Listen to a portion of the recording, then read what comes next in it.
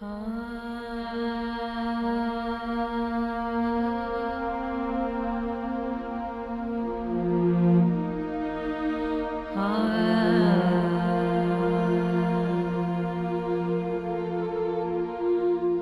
Tierra presenta unas cualidades excepcionales en comparación con otros planetas.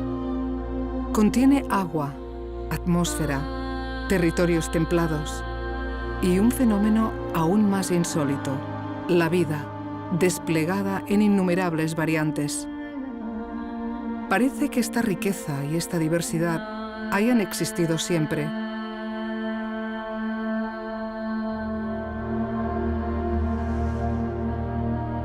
Pero al contrario, no ha sido así. Desde que nació, fuerzas titánicas procedentes del exterior y del interior han cambiado muchas veces la fisonomía de la Tierra.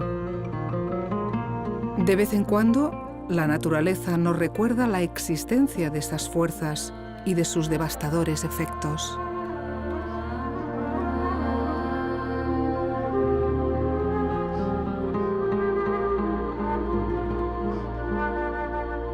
Pero salvo algunas catástrofes, la Tierra se muestra apacible y estable. ¿Será siempre así? ¿Cómo se originó? ¿Cómo ha llegado al estado actual? ¿Qué papel juega la vida y en particular los humanos? Gaia, la Gran Madre.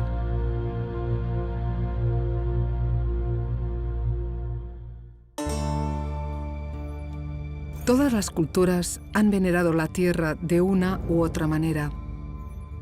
La Tierra es la Gran Madre, protectora y fecunda, origen de nuestro mundo.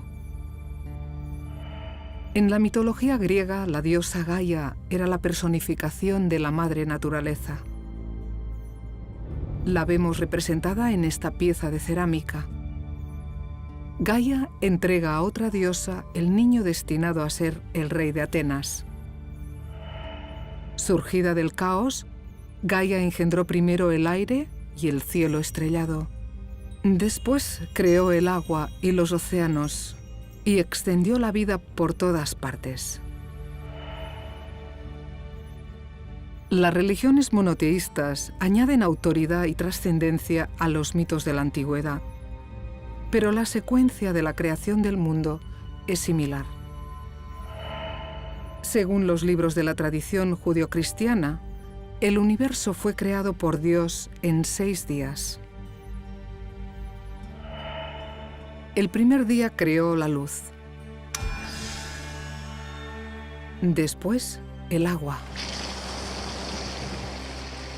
El tercer día, la tierra. Luego, los astros. A continuación, los peces, los pájaros, los animales terrestres y finalmente los humanos, a su imagen y semejanza. En un intento modernizador, en el siglo XVIII, el obispo irlandés James Ussher intentó precisar el día de la creación divina. Ussher dijo que la Tierra surgió el 23 de octubre de 4004 a.C.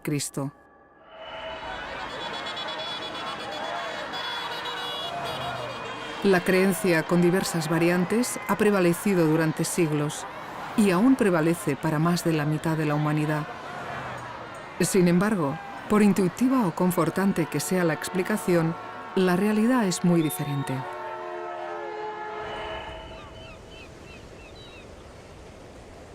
Estamos en el Cap de Creus, en el extremo nordeste de Cataluña, una región de una gran y abrupta belleza. Son unas de las rocas más antiguas que afloran en este país. La tierra se exhibe aquí con cruda naturalidad. La diversidad geológica, son rocas de diferentes composiciones, aporta una sorprendente variedad de colores. El pintor Salvador Dalí, nacido cerca de aquí, dijo de ella: es un paraje mitológico, hecho para dioses, más que para hombres, y debe continuar así para siempre, sin nada que pueda mixtificarlo. Geología pura. El aire y el agua han erosionado el territorio y han esculpido formas inverosímiles, algunas de las cuales precisamente sirvieron de inspiración a Dalí. Esta roca con forma de camello tiene unos 300 millones de años. Esta parece un dromedario y esta un águila.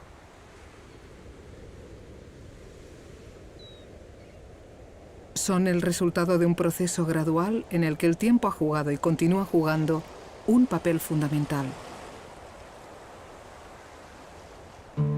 He aquí un paisaje igualmente revelador, el llamado Siccar Point, unos acantilados que hay en el este de Escocia. En el siglo XVIII, el naturalista James Hutton se dedicó a investigarlos. Hutton, de formación humanística, heredó unas tierras de pasto cercanas que le dieron la oportunidad de curiosear las intrincadas formaciones de la costa. La investigación le llevó a la conclusión de que las rocas de estos acantilados eran el producto de una serie de procesos muy lentos que se desarrollaron en un tiempo que se contaría por decenas de millones de años. Actualmente sabemos que la cifra es muy superior, pero la idea de un tiempo geológico mucho más dilatado que el tiempo humano resultará decisiva para comprender la evolución de la Tierra. Hutton también pensaba que la Tierra era una especie de gran organismo vivo. Estudiarlo, pues, correspondería a los fisiólogos, o sea, a los que estudian las funciones de los seres vivos.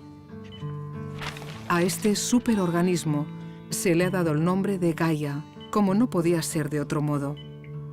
Modernamente ha dado lugar a una teoría científica respetada. Miradas con curiosidad científica, las rocas exhiben su pasado. Hutton descubrió que la historia de la Tierra no está escrita en ningún libro sagrado, sino en la misma Tierra.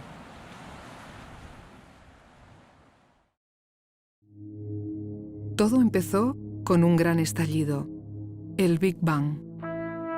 En un instante inescrutable aparecieron el tiempo, el espacio y la materia primordial. Para muchos científicos, preguntarse qué había antes no tiene sentido, ya que no había ni tiempo ni espacio.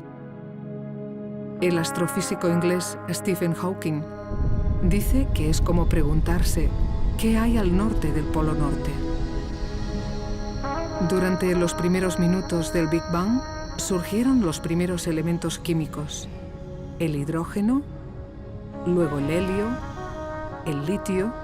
La gravedad y la energía nuclear regían el escenario. De vez en cuando, la materia se agrupaba formando estrellas. Algunas se desintegraban y dispersaban de nuevo la materia. Otras se agrupaban formando galaxias.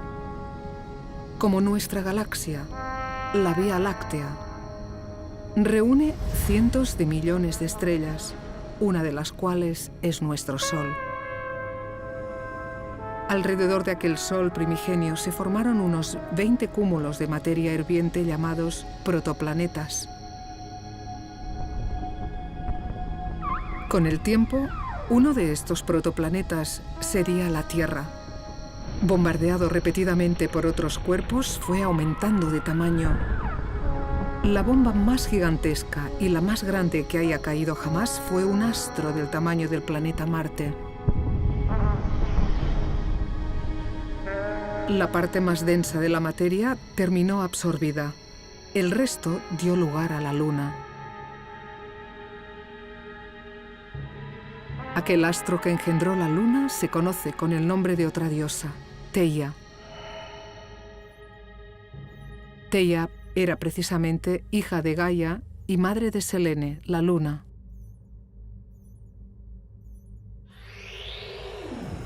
Hace unos 4.600 millones de años, la Tierra y el Sistema Solar quedaron modelados. Pero, ¿cómo hacernos cargo de unas cifras tan colosales? Del Big Bang a la Big Mother, la Gran Madre, pasaron 9.100 millones de años.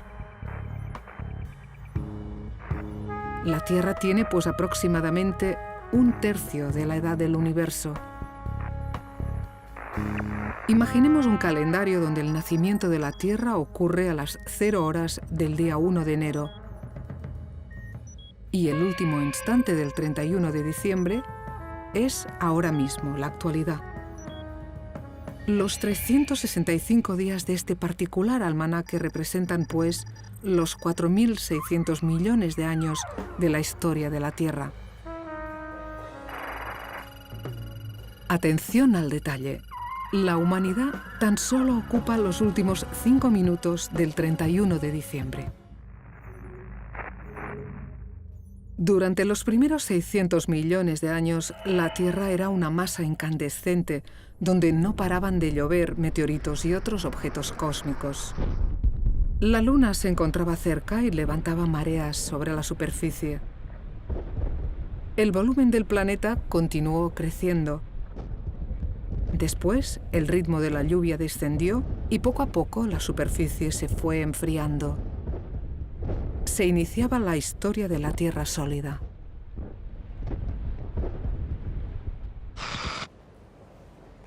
Estamos en una de las sedes, la más nueva, del Museo de Ciencias Naturales de Barcelona. El lugar acoge exposiciones y promueve actividades de divulgación con los conceptos y los medios modernos. Además de divulgar, el museo se dedica a preservar objetos de origen natural, así que también atrae a los especialistas. Una de las exposiciones está dedicada precisamente a la Tierra y a su historia. El itinerario comienza con estas dos rocas. La mayor es de origen volcánico. La pequeña es un meteorito de esos que antes, ahora y siempre caen desde el espacio. Los meteoritos adoptan formas y composiciones muy variadas. También hay una notable colección de minerales. Uno de los más valiosos es este ejemplar de piromorfita. Tanto los meteoritos como los minerales tienen el mismo origen, el espacio. Pero unos son más bien feos, requemados y desfigurados de tanto vagar, y otros, en cambio, incubados durante millones de años bajo tierra, parecen hechos para ser admirados. El atractivo de estos minerales contrasta con el entorno donde se originaron, cuando la Tierra empezó a solidificarse. Era un planeta desolado en extremo. Muchos paisajes debían ser como los que actualmente se divisan en el planeta Marte. La época se conoce como Adeana, en referencia a Hades, el dios griego, otro nieto de Gaia, que presidía el mundo de los muertos. Pero de vez en cuando, la Tierra parecía enfurecerse.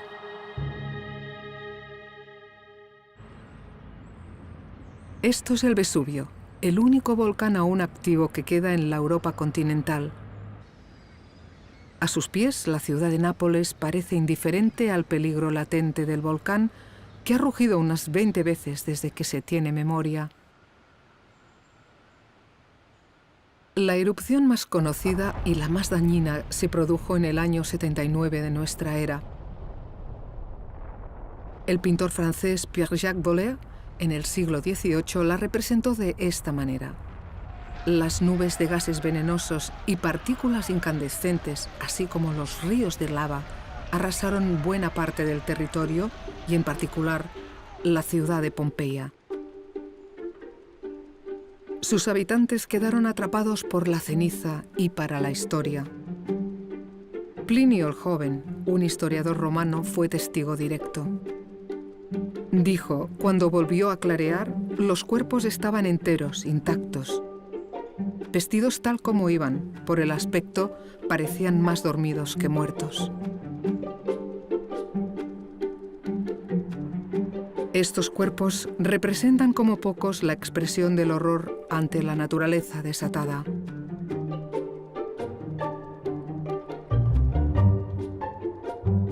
El interior de la Tierra es como una cebolla.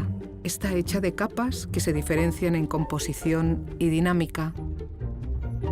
El núcleo interno es de un material muy denso, de hierro y de níquel, que se encuentra a unos 7000 grados centígrados. Por encima hay una serie de capas de temperaturas y densidades gradualmente inferiores. En lo más alto se encuentra la corteza rígida, de 5 a 60 kilómetros de espesor, que flota por encima de un manto de consistencia plástica. La corteza no es una capa uniforme, sino que está fragmentada en unas grandes placas llamadas tectónicas, que se desplazan lentamente sobre el manto. En un volcán, los materiales fundidos procedentes del interior entran en erupción en la superficie. La lava forma ríos que, cuando se enfrían, se transforman en rocas. Con el paso del tiempo, estas rocas se desintegran y pueden convertirse en tierra fértil. La distribución de los volcanes sobre el planeta sigue un patrón reconocible. Coincide con los perfiles de algunos continentes. La misma distribución de las placas tectónicas. Obviamente, la coincidencia no es casual. Al moverse, algunas placas se separan entre sí. Las placas norteamericana y euroasiática, por ejemplo, se separan unos 7 centímetros al año. Parece muy poco, pero es suficiente para que en tiempo geológico la distribución de los continentes haya cambiado varias veces totalmente.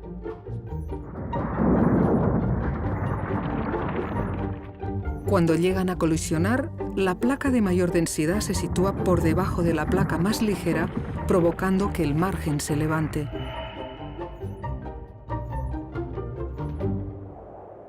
Así se han formado las grandes cordilleras, los Pirineos, los Alpes, los Andes, el Himalaya.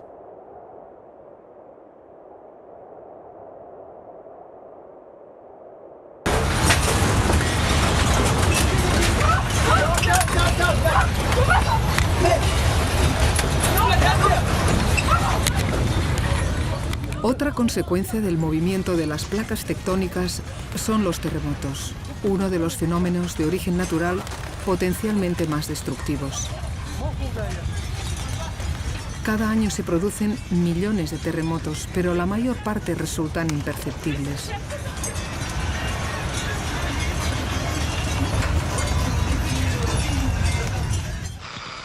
Unos 600 millones de años después de nacer, la masa de la Tierra era más o menos como la de ahora.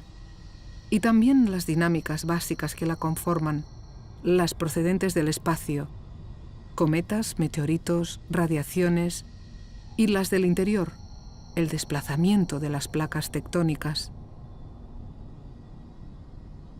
Sin embargo, la vida todavía tardaría mucho en aparecer. Faltaba un elemento esencial, el agua. Casi las 3/4 partes del planeta están cubiertas de agua. Como se preguntaba el escritor inglés Arthur C. Clarke, ¿por qué le llamamos tierra si en realidad es océano? El 98% del agua de la Tierra se encuentra en los océanos. Por tanto, es agua salada. El resto, la valiosa agua dulce, se encuentra en parte en el subsuelo. También hay agua retenida en los polos y en los glaciares, flotando en las nubes y en los cuerpos de los seres vivos. El 65% del cuerpo de una persona es agua. Toda la vida conocida depende del agua líquida. Para que pueda existir, es necesario que la Tierra se encuentre a la distancia adecuada del Sol. Ni demasiado cerca porque el agua se evaporaría, ni demasiado lejos porque se congelaría. Además, es necesaria una atmósfera para que el agua quede retenida. Estas condiciones se dieron unos 1000 millones de años tras su origen. Había una atmósfera compuesta básicamente de gas metano y anhídrido carbónico. Pero, ¿cómo apareció el agua? Durante un tiempo, la Tierra recibió lluvias de cuerpos externos excepcionalmente intensas.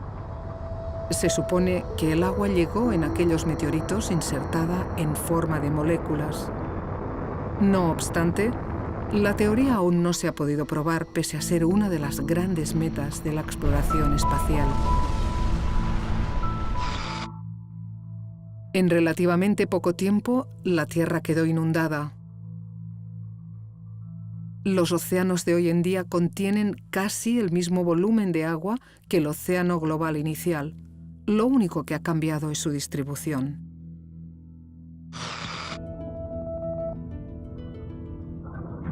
Los volcanes sumergidos de los márgenes de las placas fueron generando islas en medio del océano. Poco a poco estas islas se iban agrupando y formando territorios más grandes. En Groenlandia están los restos de una de estas islas. Es uno de los trozos de continente más antiguos que afloran en la superficie actual. Ya existía cuando, bajo la profundidad de los océanos, saltó la chispa.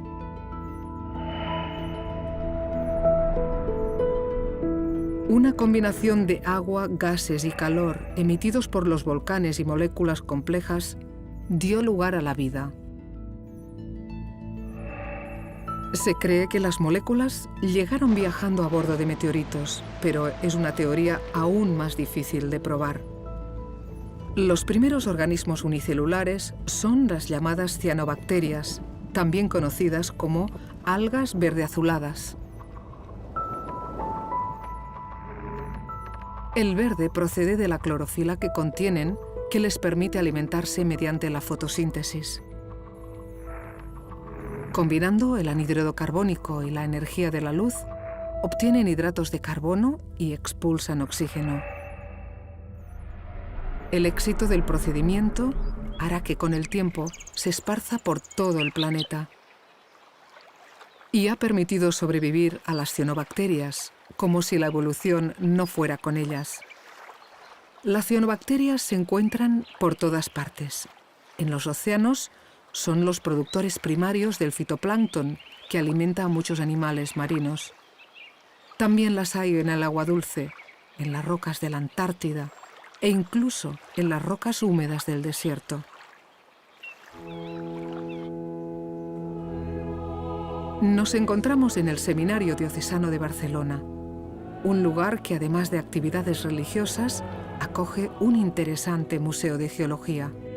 El lugar está presidido por la idea de un creador supremo, pero en este museo se admite abiertamente el relato científico de la historia de la Tierra, sin que importe si el origen de todo se llama Dios o se llama Big Bang. Uno de los padres de la idea del Big Bang fue precisamente el cura belga Georges Lemaitre. Lemaitre no veía incompatibilidad en ser religioso y científico a la vez. Dijo: si un creyente quiere nadar, es mejor que lo haga como un no creyente. Análogamente, si un creyente quiere hacer ciencia, debe hacerla como un no creyente. El museo contiene una valiosa colección de holotipos. Un holotipo es un fósil tipo que sirve para describir cada nueva especie que se descubre. La categoría de holotipo de un fósil la otorga la Comunidad Internacional de Paleontólogos.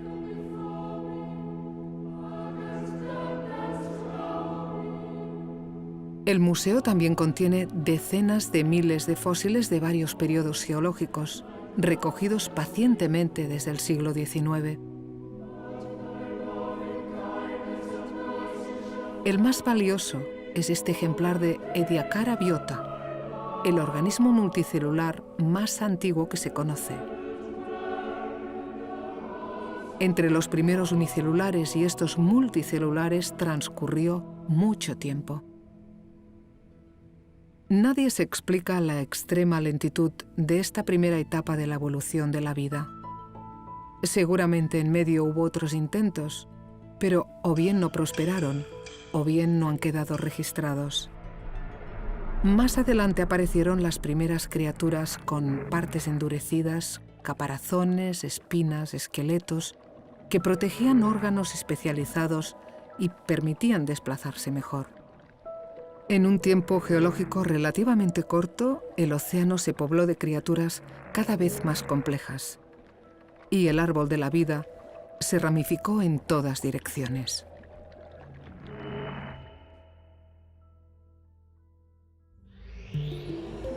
La vida será precisamente otra causa de transformación de la Tierra.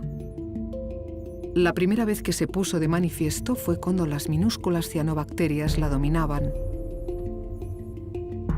Llegaron a expulsar tal cantidad de oxígeno que la atmósfera se convirtió en un entorno letal, lo que provocó la glaciación del planeta y la extinción de numerosas especies primitivas.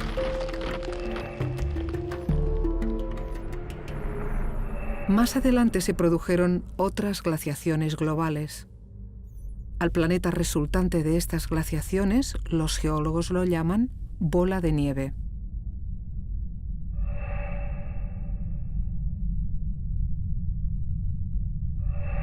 Los periodos gélidos se han alternado con los periodos tropicales.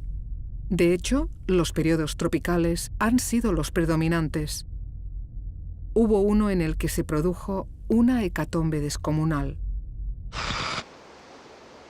Estamos en la costa del País Vasco, cerca del pueblo de Zumaya. La zona es un geoparque, un entorno natural protegido y organizado para disfrute de excursionistas y en particular de geólogos. Los acantilados que se ven revelan una historia de unos 60 millones de años. Las capas duras se alternan con las capas blandas sedimentadas. Todas se originaron en las profundidades del mar. Una vez enterradas y transformadas en rocas, fueron desplazadas por la dinámica interna de la Tierra, en concreto cuando emergieron los Pirineos. Las rocas se elevaron hasta que quedaron expuestas a la erosión del mar. Algunas se elevan verticalmente y una junto a otra parecen conformar las páginas de un libro, del libro de la historia de la Tierra. Cada loncha, cada página representa el transcurso de unos millones de años de un pasado extremadamente lejano. No es extraño que el lugar atraiga la atención de geólogos de todas partes. En un entrante se puede apreciar una capa ennegrecida que revela un suceso muy significativo. Es la señal de la caída de un meteorito gigantesco, hace unos 65 millones de años, que tuvo repercusiones en todo el planeta.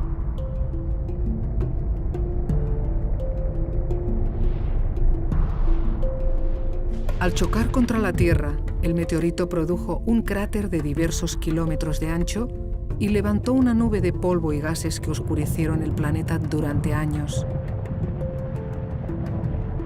La mayor parte de especies terrestres y marinas desaparecieron. Entre ellas el grupo de animales dominantes de la época, los dinosaurios. Pero ha habido otras extinciones tanto o más catastróficas. Los geólogos se refieren a las 5 más importantes como las Big Five.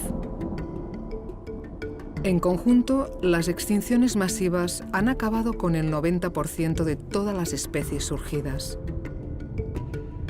La única especie que las ha sobrevivido a todas son las humildes cianobacterias.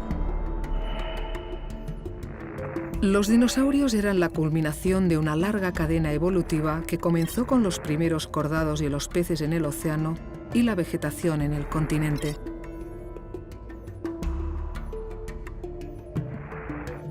Cuando la atmósfera fue lo suficientemente gruesa y la capa de ozono lo suficientemente grande para reflejar las letales radiaciones solares, la vida se estableció en tierra. En poco tiempo, los reptiles se adueñaron de ella. La fórmula, una gran capacidad de adaptación al entorno más una fuerza física creciente. Los reptiles más feroces, los dinosaurios carnívoros, acabaron reinando, invencibles en la cabeza de la pirámide de los depredadores. Los pájaros son sus descendientes. En ausencia de los dinosaurios, los mamíferos, algunas especies de los cuales habían resistido la extinción, progresaron rápidamente. Mientras tanto, por debajo, las placas tectónicas continuaban su baile. Con el tiempo, habían llegado a modelar un único gran continente llamado Pangea, que se fue fragmentando. Primero, Pangea se escindió en 2 continentes. A vuelo de pájaro predominaba el color verde. no había casquetes polares. Después, el Atlántico se abrió por completo.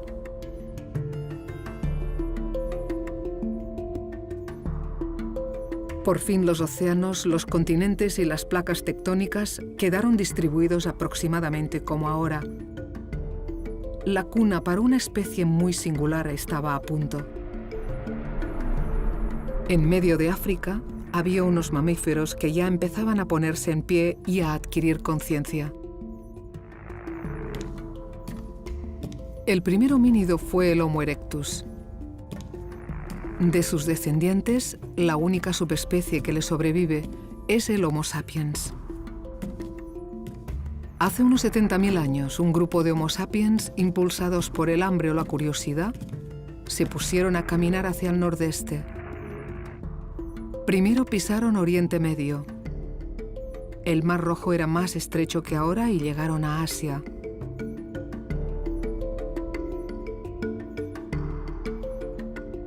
Por el estrecho de Bering, que estaba congelado, llegaron a América.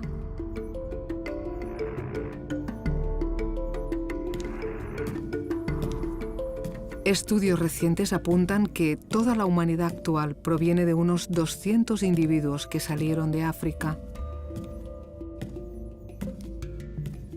El hombre tecnológico, que se comunica mediante el lenguaje y que incluso pinta, ocupa apenas los últimos 2 minutos del almanaque.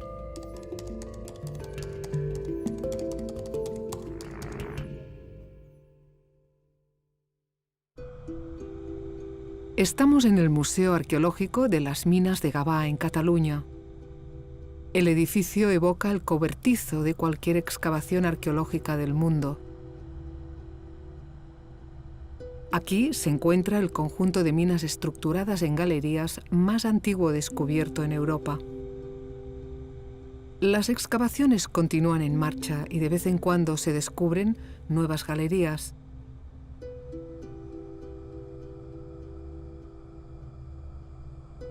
Durante más de 1000 años se extraía variscita, un mineral verdoso que se usaba en joyería y para intercambiarlo con otros bienes. Cuando un sector de una galería quedaba abandonado, se utilizaba de vertedero. De estos vertederos se han recuperado objetos diversos. Hay restos de entierros, objetos de uso cotidiano, herramientas y joyas, como este collar hecho de piezas de variscita.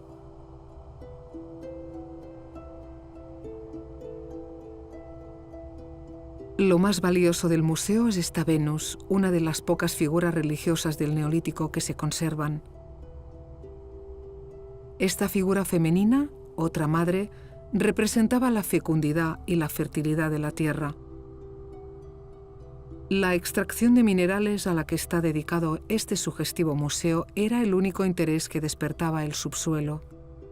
El interés científico aparecería mucho después. Durante el Renacimiento, hace tan solo 6 segundos del almanaque, cuando todo parecía hecho a la medida del hombre, Leonardo da Vinci se dedicó a estudiar los paisajes con su mirada artística y a la vez científica. Esto le hizo preguntarse qué hay bajo tierra. A Leonardo le obsesionaba el agua. Las últimas pinturas de Leonardo son unas inquietantes representaciones de diluvios y tormentas. Pensaba que la erosión que observaba en los paisajes estaba causada por el agua, un agua que se reciclaba gracias a una especie de venas que hay bajo tierra. Decía: el agua es a la tierra lo que la sangre es al cuerpo humano. La explotación a gran escala del subsuelo empezó con la revolución industrial hace 3 segundos. El carbón era el combustible y la necesidad de disponer de él se convirtió en esencial. Las aportaciones de los primeros geólogos entonces fueron decisivas. En 1830, Charles Lyell, otro naturalista escocés, publicó el libro Principios de Geología, donde retoma y desarrolla las ideas de su compatriota James Hutton. Lyell escribe: El presente es la clave del pasado. Unos años más tarde, el biólogo inglés Charles Darwin publicó otro libro trascendental sobre el origen de las especies, donde sentó las bases de la teoría evolutiva. Darwin reconoció que el libro de Lyell le había influido poderosamente. Las teorías expuestas en los dos libros tienen un común denominador: el tiempo geológico. Otra aportación significativa para la geología y para la arqueología son las técnicas de datación absoluta descubiertas en el siglo XX, que permiten saber la antigüedad de unos restos. Se basan en el hecho de que ciertos elementos químicos como el carbono 14 se desintegran a ritmos muy conocidos. Por tanto, sabiendo la proporción que hay en un objeto, se puede deducir el tiempo que ha transcurrido.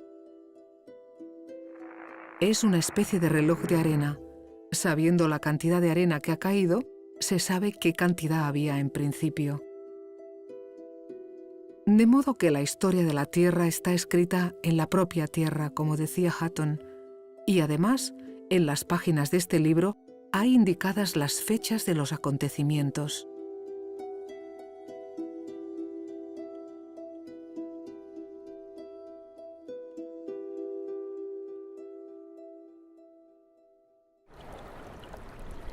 Estamos en la costa de Dover, en el sur de Inglaterra. Aquí se levantan unos formidables acantilados hechos de un material cálcico muy fino, una especie de yeso formado por restos de organismos unicelulares sedimentados. Por efecto de la erosión, el material se desgasta y se desmorona a un ritmo de 1 centímetro por año, aunque a veces caen al mar bloques muy grandes. El lugar tiene un notable valor simbólico para los ingleses. Los acantilados blancos eran como fortalezas contra los invasores que amenazaban la isla. Actualmente bordean un puerto importante y una ciudad muy activa, presidida por las construcciones defensivas de entonces. Bajo el mar se encuentra el mismo material blanquecino, impermeable y fácil de excavar, lo que supone una apreciable ventaja en el momento de perforarlo. Por eso aquí está el túnel que conecta Inglaterra con Francia, uno de los túneles submarinos más largos del mundo.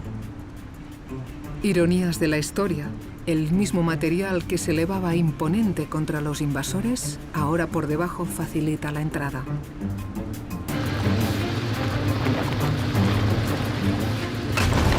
El túnel del Canal de la Mancha es una obra representativa de los avances de la geología aplicada, pero hay muchas más. Del pico y la pala se ha pasado a las tuneladoras y a los transportes gigantescos. Si el espacio no tiene límites, el subsuelo tampoco. Hoy en día el producto subterráneo más explotado es el petróleo. Las sociedades modernas dependen de él de una manera que muchos consideran excesiva por los efectos secundarios que conlleva. Los gases resultantes de la quema masiva de combustibles fósiles van a parar a la atmósfera creando una capa que retiene el calor.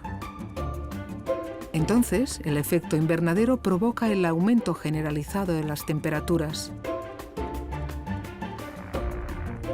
Todo está conectado. Este aumento de temperaturas podría acabar provocando una variación en la circulación de las corrientes oceánicas y, en consecuencia, un cambio climático similar a una glaciación de la mitad del planeta. Otra consecuencia del aumento térmico es la fusión del suelo que se encuentra congelado, el permafrost siberiano. Cuando el permafrost se derrite, libera enormes cantidades de metano, un gas de efecto invernadero, a menudo de forma violenta. Cada vez se detectan más explosiones de este tipo. La dependencia de los combustibles fósiles también puede tener repercusiones en el interior de la Tierra.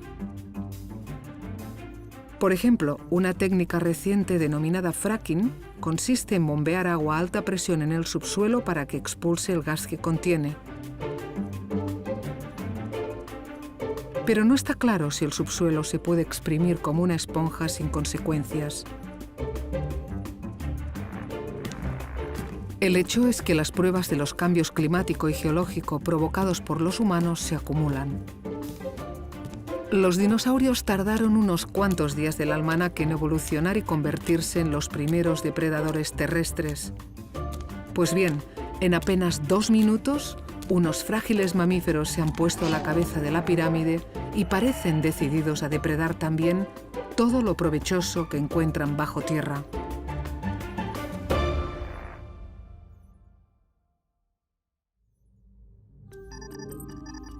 Han pasado 4.600 millones de años desde que nació la Tierra. Actualmente se encuentra en un periodo de bonanza climática. Pero, ¿cómo evolucionará? El destino de la Tierra está ligado al del Sol. El Sol se encuentra aproximadamente a la mitad de su historia. En unos 5.000 millones de años, cuando se agote el combustible, se hinchará, se zampará todo el sistema solar, se convertirá en una estrella gigante roja y terminará como una enana blanca de polvo.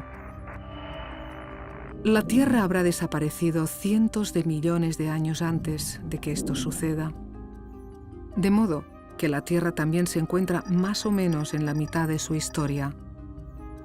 El tiempo geológico se prolongará, pues, otros 4.600 millones de años.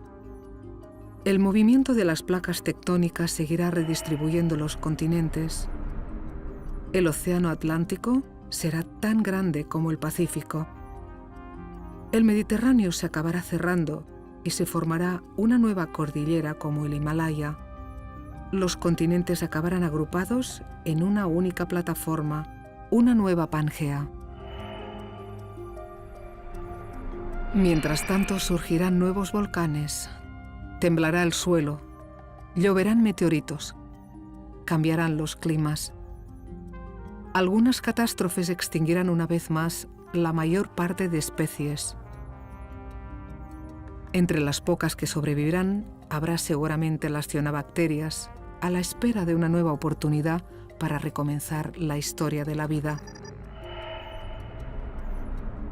Al final la Tierra será como empezó, una masa incandescente, dentro de la cual habrán los átomos que formaron parte de cada uno de los humanos que la habitaron. Pero esta perspectiva es demasiado lejana para una persona, la vida de la cual ocupa tan solo medio segundo del almanaque. ¿Qué se puede esperar que ocurra en tiempo humano, en tiempo de las personas y las ciudades?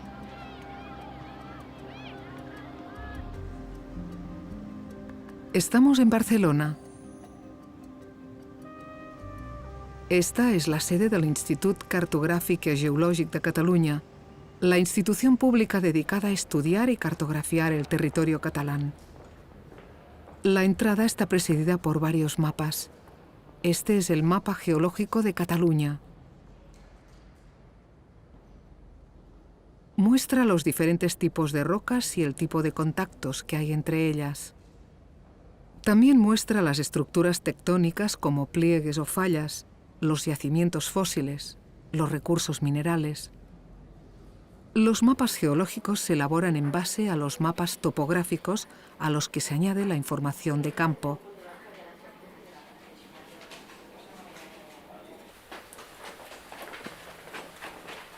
Esta es la sala del Institut donde se monitorizan los terremotos, el latido de la Tierra.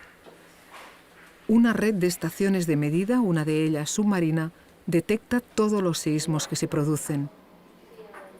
Es muy difícil preverlos, pero estudiándolos quizá algún día se pueda conseguir.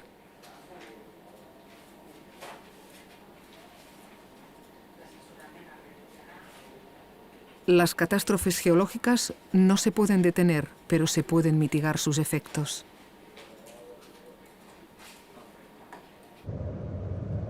Una amenaza que sí se puede prever son los cometas, asteroides y demás cuerpos procedentes del espacio. En este caso, el problema es que solo se pueden observar si están muy cerca, por lo que el tiempo para reaccionar puede ser muy breve.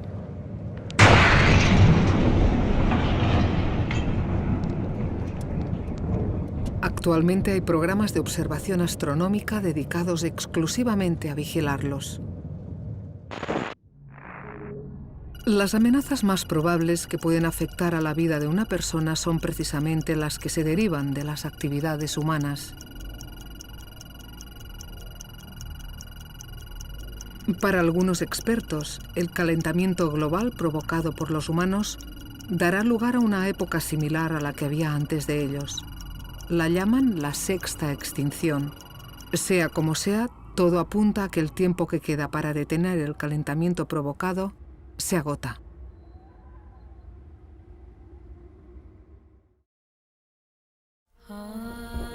La Tierra es el resultado de una sucesión de ciclos infernales de destrucción y resurgimiento.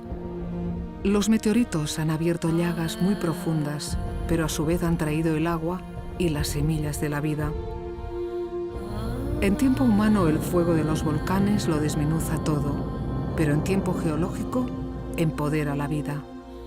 De modo que, entre aparentes contradicciones, la historia de la Tierra parece apuntar en una dirección que favorece el avance de la vida. Hay más indicios que invitan a pensarlo. Por ejemplo, las diferentes densidades del interior, hecho que provoca que el planeta dé vueltas como una peonza y, como consecuencia, el ciclo natural de las estaciones, crucial para muchos seres vivos. Otra particularidad de la Tierra. A su alrededor hay un campo magnético que actúa como escudo ante ciertas radiaciones solares letales. Este campo magnético está producido por el abundante hierro que hay en el núcleo interior, que gira lubricado por el núcleo externo. Sin este escudo, la vida no podría existir. Se diría incluso que la extraordinaria diversidad geológica y biológica de la Tierra está hecha para atraer la atención de un cerebro despierto. Seguramente sin los colores de la naturaleza no habría arte, y sin una atmósfera transparente, la curiosidad científica no se habría despertado. Por eso hay quien piensa que el superorganismo Gaia, si es que se puede llamar así, tiene una misión: acoger a la vida y, en particular, a la vida inteligente.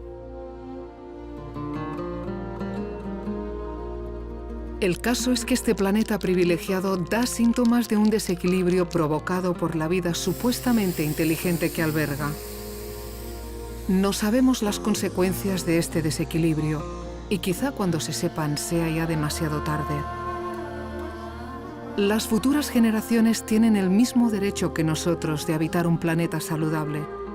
Por eso sería necesaria más conciencia del tiempo geológico, y que la sostenibilidad y la biodiversidad del planeta sean unos activos valiosos dentro de la lógica de los mercados. Por madre y por grande, la Tierra merece nuestro respeto.